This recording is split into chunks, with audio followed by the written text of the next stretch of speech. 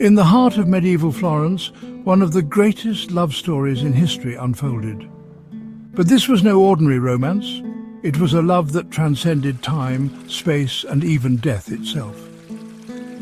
The story of Dante Alighieri and Beatrice Portinari is a tale that begins in the world of the living and continues beyond, woven into the fabric of Dante's greatest literary masterpiece, the Divine Comedy, a narrative poem.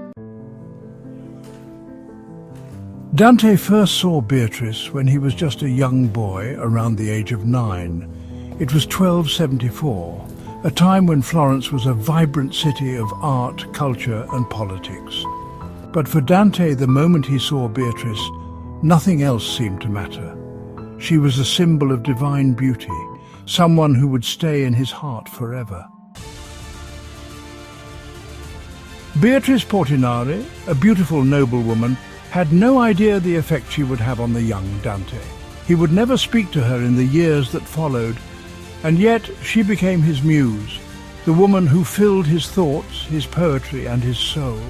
It is said that Dante's love for Beatrice was more spiritual than earthly. She was his inspiration for everything beautiful in life. For years, Dante's love for Beatrice remained unspoken, a silent yearning. But then, in 1283, tragedy struck. Beatrice, only 24 years old, passed away unexpectedly.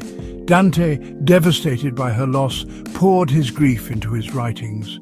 Her death marked a turning point in his life. And it was in the depth of this sorrow that Dante's love for her transformed from earthly to divine. But for Dante, Beatrice was more than just a memory. She was a symbol of purity, a divine presence that guided him through his darkest moments. In the Divine Comedy, his epic journey through hell, purgatory and heaven, Beatrice appears as his guide, leading him towards spiritual enlightenment.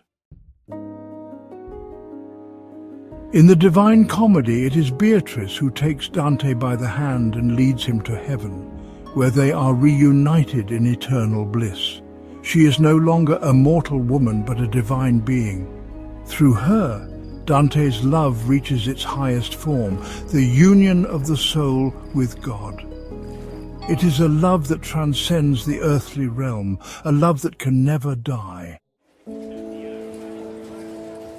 Dante's love for Beatrice became the foundation of his work, but their story didn't end there. Some say that Dante was never fully able to move on from Beatrice's death. His writings, from his early sonnets to his Divine Comedy, were all imbued with her memory. Some believe that he never truly loved anyone else, that his love for Beatrice was the greatest love he could ever know.